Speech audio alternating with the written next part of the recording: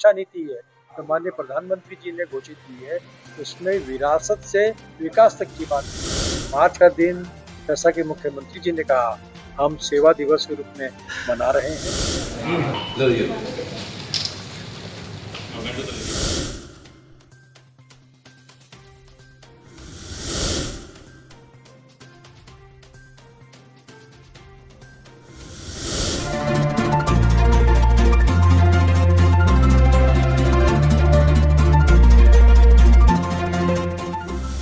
माननीय मुख्यमंत्री श्री पुष्कर सिंह धामी जी के मुख्यमंत्री के रूप में दूसरे कार्यकाल के 3 वर्ष पूरे हुए हैं और ये 3 वर्ष ऐतिहासिक उपलब्धियों के वर्ष हैं और इसे लेकर के पूरे प्रदेश के अंदर सरकार और भारतीय जनता पार्टी जो है वो कार्यक्रम कर रही है। 23 मार्च का दिन, जैसा कि मुख्यमंत्री जी ने कहा, हम सेवा दिवस के रूप में मना रहे हैं। 22 मार्च से ये कार्यक्रम प्रारंभ हो रहे हैं जो 30 मार्च तक चलने वाले हैं।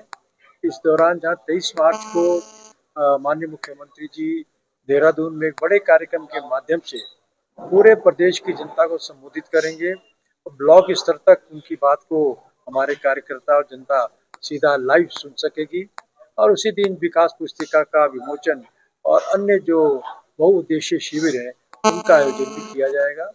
इसके बाद प्रदेश के हर ब्लॉक के अंदर इस प्रकार के शिविरों का आयोजन किया जाना है। इन सब कार्यों के पीछे मुख्य बात यह है कि जो मुख्यमंत्री जी के नेतृत्व में और माननीय प्रधानमंत्री जी के आशीर्वाद के साथ कार्य हुए हैं, उससे उत्तराखंड का गौरव बढ़ा है और ये कार्य केवल उत्तराखंड ही नहीं बल्कि इन्होंने देश और दुनिया को भी प्रभावित किया है।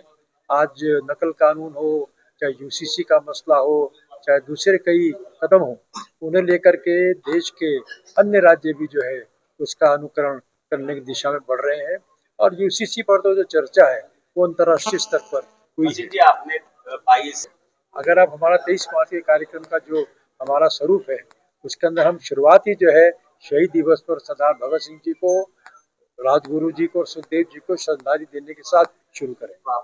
औरंगजेब तो भारत की जनता के मंच में तो है ही नहीं, केवल जो ऊपर से लेकर दूसरा लोग दिखावा कर रहे हैं तो वो एक उनके पीछे अपने का एजेंडा है, लेकिन भारत की जनता जानती है कि औरंगजेब बहुत क्रूर शासक था।